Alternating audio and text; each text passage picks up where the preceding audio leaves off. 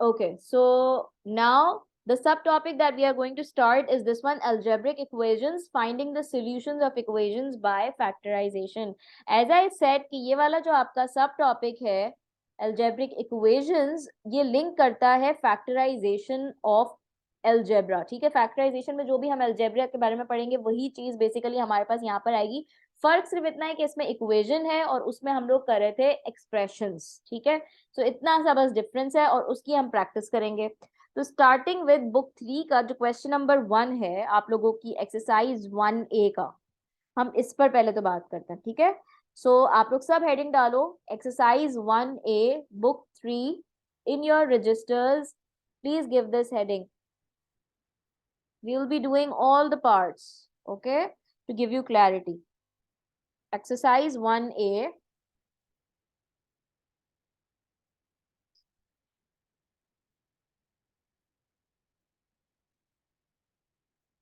Book 3 question number 1.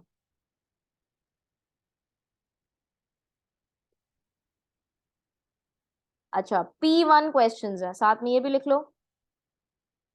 Maths का code किसको याद है, जो मैंने मैथ्स का कोड बताया था?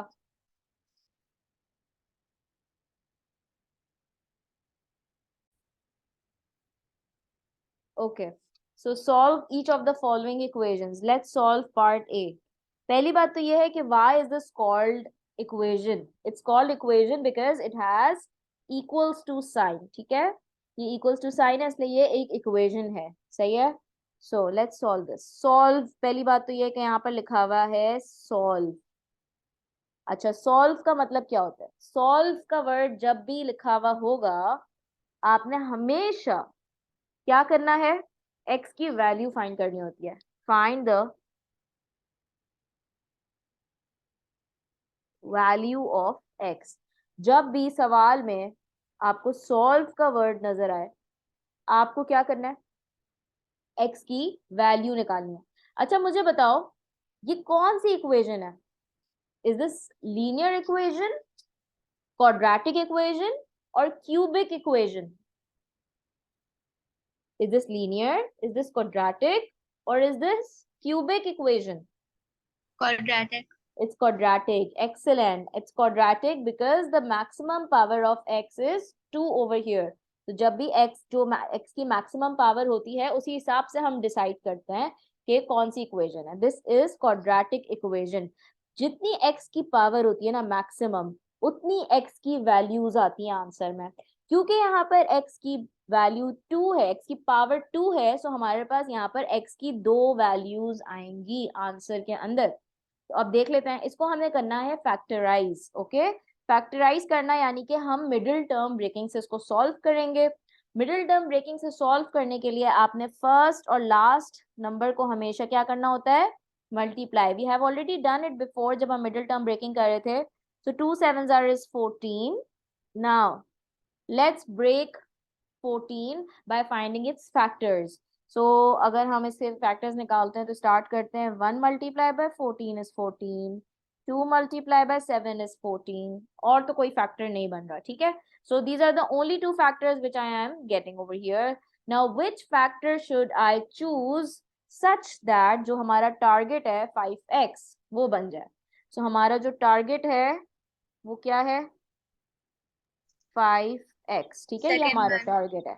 Yes, we are going to choose the second one. Reason being के जब मैं इसको प्लस माइनस करूंगी तो मुझे मिडिल टर्म चाहिए. तो मिडिल टर्म के लिए मैं इसको कैसे लिखूंगी? I can write down 7x minus 2x. सो जो मैं हाईलाइट कर रही हूँ ये 2 into 7. I have chosen 2 into 7 to get 5x. ठीक है, अब क्या करेंगे कि ये 7x माइनस 2x को मैं इस जगह पर रिप्लेस कर दूंगी मिडिल टर्म की जगह पर. सो ये क्या बनेगा? 2x square plus 7x minus 2x minus 7 equals to 0. सही है. इसके बाद वही चीज फर्स्ट पेयर में से जब हमने कॉमन लेना है तो फर्स्ट पेयर में से हम क्या कॉमन ले सकते हैं? हम ले सकते हैं x कॉमन ले सकते हैं, तो अंदर बचेगा 2x प्लस 7. उसके बाद सेकंड पेयर में से सेकंड पेयर का पहला टर्म देखो माइनस के साथ है. सेकेंड पेयर का पहला टर्म जब भी माइनस के साथ होता है, it's compulsory to take out minus sign common and flip the sign that would come inside the bracket. Rule याद है? ये वाला रूल याद है? मैंने रूल करवाया था पहले। जब भी सेकेंड पेयर का, देखो ये सेकेंड पेयर है, इसका पहला साइन क्या है? देखो माइनस, पहला साइन है माइनस।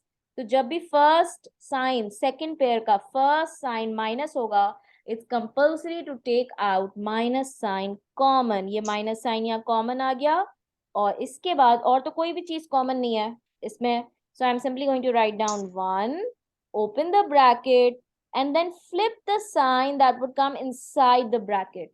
ये माइनस साइन है तो ये प्लस साइन बनेगा, so it would become 2x + 7। सही है? अब देखो, जिसको ये बात समझ आ गई ना, ये बड़ी छोटी सी बात है जिसकी वजह से मसले आते हैं। अगर आप लोगों ने यहाँ पर प्लस लिख दिया, जो बहुत सारे स्टूडेंट्स करते हैं, इतनी छोटी सी साइन की गलती हो गई ना, फैक्टराइजेशन 1 या 2 मार्क्स से ज्यादा एग्जामिनर आपको नहीं देता। और आपको पता है ना कि सीआईज के अंदर आपको 0.5, 0.25, 0.75 इस तरह के मार्क्स अवॉर्ड नहीं किए जाते। You are given 1 complete mark if it's a 1 mark question, and you lose the mark simply if you make a mistake in sign. So sign के लिए बहुत careful है ना, इसलिए मैं जो छोटी छोटी बातें आपको rules बताती जाती हूँ, please make it a point के साथ साथ ना नोट्स बनाते जाओ। कॉर्नर पे नोट्स जितने बनाते जाओगे, पेंसिल से बनाओ, पेन में बनाओ, उर्दू में बनाओ, इंग्लिश में बनाओ, मेमनी में बनाओ, फ्रेंच में बनाओ, स्पेनिश में बनाओ, जो भी लैंग्वेज आती है, लेकिन नोट्स बनाने की हैबिट सबको डालनी पड़ेगी। क्योंकि जितना आप नोट्स ओरिएंटेड हो जाओगे, आपको छोटे छोटे नोट्स, ये नहीं कि पूरी तुम लोगों ने कहानियां लिख दी, ऐसा नहीं है, छोटे छोटे जो खुद से रिवाइज करो तो याद आ जाए। ठीक है? ऐसे नोट्स बनाने हैं जो आपको समझ आए। और मैथ्स, क्योंकि आप सब जानते हैं कोई लैंग्वेज उसके लिए नहीं है कंपलसरी, चाहे इंग्लिश में बनाओ चाहे उर्दू में बनाओ, कोई मसला नहीं है, कोई टेंशन नहीं है, बस आपको वो नोट समझ आने चाहिए। तो अभी जैसे मैं छोटे छोटे रूल बताती जा रही हूँ ना, वो लिखते भी जाना साथ साथ, ठीक है, साइड पर। सो मैंने अभी आपको क्या बताया? Always take the minus sign common if the first term of the if the first term of the second pair if the first term of the second pair is negative, ठीक है, and flip the sign inside the bracket। जो इसके बाद bracket बनाया उसमें मैंने flip भी तो किया ना साइन को, वो भी लिख लेते हैं ताकि याद रहे। and since I don't have space, so let me just shrink my note.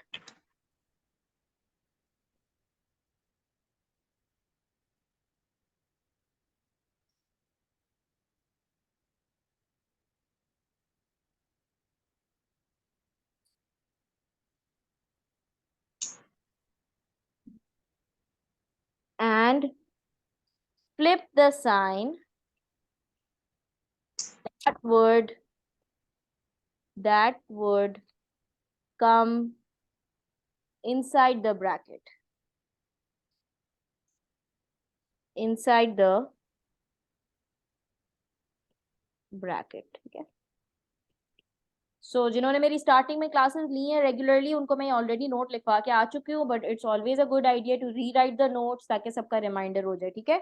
अच्छा, एक और बहुत अच्छी बात, टिप, इतनी इंपॉर्टेंट टिप है फैक्टराइजेशन में या मिडिल टर्म ब्रेकिंग में, ये बहुत जरूरी होता है कि आपके जो दो ब्रैकेट्स आ रहे हैं ये बिल्कुल सेम सेम आ रहे हो, ठीक है। सो आपके पास यहाँ 2x + 7 आ रहा है, यहाँ भी 2x + 7 आ रहा है, बिल्कुल सेम, साइंस भी सेम, नंबर्स भी सेम, सब कुछ सेम। इसका मतलब हम बिल्कुल सही ट्रैक पर जा रहे हैं। एंड द लास्ट स्टेप, ओ मैं यहाँ पे इक्वल्स टू 0 लगाना भूल गई थी, थर्ड स्टेप में आपने इक्वल्स टू 0 नहीं मिस करना बिल्कुल भी। और इसके बाद नेक्स्ट स्टेप क्या होगा? ये होगा x - 1 and then 2x + 7 equals to 0। and then देखो, फैक्टराइजेशन जब हम कर रहे थे एक्सप्रेशन की, तो हम वो आंसर ब्रैकेट के अंदर ही छोड़ रहे थे, बट इन दिस केस, एक सेकेंड में क्यूरी ले रही हूँ, हाँ, इन दिस केस हम क्या करेंगे, आपने जब भी सॉल्व होता है ना, सॉल्व, तो इसमें आपने आगे बढ़ना है, और आगे कैसे बढ़ना है, because you have to find the value of x. So आप दो सेक्शंस बनाएंगे, ठीक है, आपने दो सेक्शंस बनाए और आपने लिखा x minus 1 is equals to 0, 2x plus 7 is equals to 0, यानी कि ये दोनों ब्रैकेट्स को ना अलग अलग सेक्शन में लिखा, x माइनस 1 को एक सेक्शन में लिखा, 2x प्लस 7 को दूसरे सेक्शन में लिखा, और फिर लगा दिया इक्वल्स टू 0 दोनों के साथ। अब आपने ना x को सब्जेक्ट बनाना है। सब्जेक्ट बनाने का मतलब याद है, सब्जेक्ट बनाने का मतलब क्या होता है? सब्जेक्ट बनाने का मतलब है अपने x को बिल्कुल अलोन और एक तरफ करना है, ठीक है। सो ये आंसर क्या होगा, x इक्वल्स टू 0 प्लस 1, 1 या माइनस है वहां जाके, प्लस 1, 0 प्लस 1 इज 1, एंड यहाँ पे क्या होगा, 2x इक्वल्स टू 0 माइनस 7, ये 7 वहां जाके होगा minus 7, so it would become 2x equals to minus 7, x equals to minus 7 over 2, ठीक है। सो पहला आंसर आ गया x equals to 1 और दूसरा आंसर आ गया x equals to minus 7 over 2।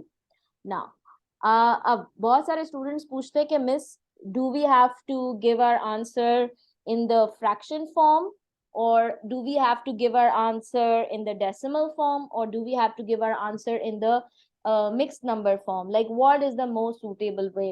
तो देखो, जब आई ऑलवेज रिकमेंड कि जब आपका आंसर, गौर से सुनना, अगर आपका ये P1 का पेपर है, ठीक है, सपोज आपका P1 का पेपर, सबको अब तक तो पता चल गया है ना, मैंने 3 दफा बताया P1 में कैलकुलेटर अलाउ नहीं होता, और ये क्वेश्चन मैं शुरू में बता के आ चुकी हूँ, देखो कि ये P1 के क्वेश्चन है, सही है।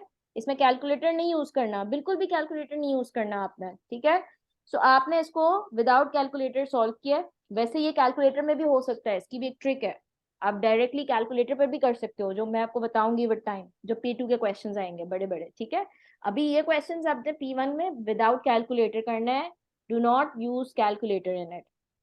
सो आंसर कैसे दिया जाए, फाइनल आंसर कैसे दिया जाए, सुटेबल मेथड क्या है आंसर देने का? अगर P1 का पेपर है तो आपने आंसर देना होता है, रिकमेंडेड होता है कि आप फ्रैक्शन फॉर्म में दे दो और मिक्स्ड नंबर में दे दो अपना फाइनल आंसर, ठीक है। अपना फाइनल आंसर फ्रैक्शन में दे दो। ये फाइनल आंसर की बात है कि किस तरह से फाइनल आंसर देना होता है CI के अंदर भी, ठीक है। फाइनल आंसर आपने कैसे देना होता है, फ्रैक्शंस में या फिर मिक्स नंबर में। और अगर ये P2 का क्वेश्चन होता जिसमें कैलकुलेटर अलाउ होता है, तो उसमें आपको आंसर किसमें रिकमेंड किया जाता है, डेसिमल्स, ठीक है। तो इस केस में क्योंकि 7/2 आया है और ये P1 का क्वेश्चन है, सो इसको हम मिक्स नंबर में कन्वर्ट कर सकते हैं, और जब हम इसको मिक्स नंबर के अंदर कन्वर्ट करेंगे, सो 7/2 को मिक्स नंबर में कन्वर्ट करने के लिए आंसर आ जाएगा 3 whole 1/2 minus 3 whole 1/2। And how do we write down? We write it like this. देखो, x equals to 1 or minus 3 whole 1/2. That's how we write it down. Now I'm taking queries. Yes.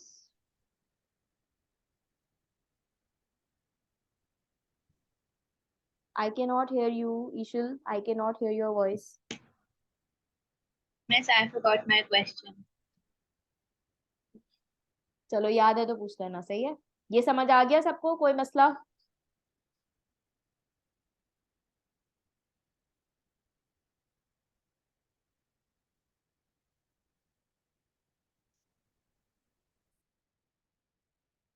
So in part B, we have listed the factors of 24, and then finally we found out that how we are going to do the middle term. So in this case, it would be 4x square minus 8x plus 3x minus 6 equals to 0. And then we have to take out common. So from the first pair, I will take out 4x common. It would become x minus 2 plus 3x minus 2 equals to 0. Would become 4x plus 3, then x minus 2 equals to 0. So 4x plus 3 equals to 0 एक section में आएगा, और दूसरे section में क्या आएगा, x minus 2 equals to 0. सो ये बनेगा 4x equals to -3 and x equals to -3/4. यहाँ बनेगा x equals to 2. So how are we going to write down? We are going to write it like this. X equals to -3/4 or 2.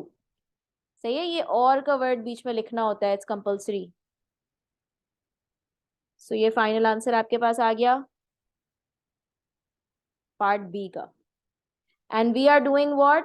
We are doing algebraic equations. We are finding the solution of algebraic equation. आप note करें कि यहाँ पर x की दो values आ रही हैं क्योंकि क्वाड्रेटिक इक्वेशन है. क्वाड्रेटिक इक्वेशन में हमेशा x की दो वैल्यूज आएंगी. Okay, so now please copy part B and all those who are done copying, please show me thumbs up. मैं 5 मिनट आपको दे रही हूँ, कॉपी कर लो. Sorry, I'm reading that. Okay, part C, 7x plus x square minus 18 is equals to 0. सही है. 7x square, oh sorry, 7x plus x square minus 18 equals to 0. यही question था. 18 equals to 0. ठीक है, अब इसको सॉल्व करना है. सॉल्व का क्या मतलब है? x की वैल्यू फाइंड करनी है. फाइंड x, और x की कितनी वैल्यूज आएंगी? 2 वैल्यूज आएंगी. क्यों? क्योंकि x स्क्वायर क्वाड्रेटिक में हमेशा कितनी आती है? 2 वैल्यूज आती हैं x की. ओके, तो यहाँ पर अब मुझे बताओ इसको मैं कैसे फैक्टराइज करूं. हमेशा जो मैं ऊपर सॉल्व कर रही थी उसमें मेरे पास एक्स स्क्वायर फर्स्ट टर्म आ रही थी. Like x square first term थी, फिर एक्स का कोएफिशिएंट होता था और फिर कांस्टेंट. सिस्टमैटिक वे में जा रहे थे. यस और नो? देखो यहाँ पे भी क्या हो रहा था, एक्स स्क्वायर पहले था, फिर एक्स था और फिर कांस्टेंट था. लेकिन यहाँ मसला है, एक्स स्क्वायर मिडिल में आ गया. तो इसका मतलब है कि हमें क्या करना होगा इस तरह के केस में, क्योंकि हमें हमेशा फैक्टराइजेशन के लिए एक्स स्क्वायर फर्स्ट चाहिए होता है. तो हम क्या करेंगे इस केस में, हम इक्वेशन को रीअरेंज करेंगे. In this case we will rearrange the equation so that we can get x square as our first term. So अब इसको क्या करना है, x square को बस सिंपली मुझे यहाँ पर लेकर आ जाना है और 7x को यहाँ पर लेकर आ जाना है. ठीक है, इसको हम कहते हैं रीअरेंज. तो अब हमने x स्क्वायर को पहले लिख दिया, 7x को दूसरे नंबर पे लिख दिया, -18 इक्वल्स टू 0 कर दिया. अब सिंपल क्या करना है, मिडिल टर्म ब्रेकिंग. ठीक है, अब मिडिल टर्म ब्रेकिंग करने के लिए हम क्या करेंगे, यहाँ पर हमारे पास फर्स्ट टर्म है 1, एक्स स्क्वायर का कोएफिशिएंट 1 है. सो 1 को जब मैं 18 से मल्टीप्लाई करूंगी तो 1 18 आता है 18. Now let's find out the factors of 18. So it's 1 into 18, 2 into 9, 3 into 6. Which factor should I choose? Obviously we will be choosing factor number 2, which is 2 and 9. Let's write down our target. So our target is 7x. This is our target. ठीक है, 7x को जब मुझे break down करना है तो मैं इसको लिखूंगी किस तरह से, मुझे आपसे आपसे जवाब चाहिए. ईशुल आप बताओगी, how should I write down 7x choosing this? 9x minus 2x. Very good, 9x minus 2x. So now let's solve it. X square plus 9x minus 2x minus 18 is equals to 0. Okay, so my next question is from Bilal. Bilal, what should I take out common from the first pair?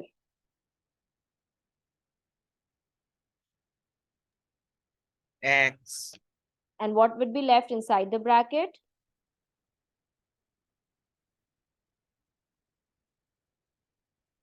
What would be left inside the bracket, Bilal? X plus 9. Excellent. How about the second pair, Bilal? Please continue. This is the second pair. What should I take out common?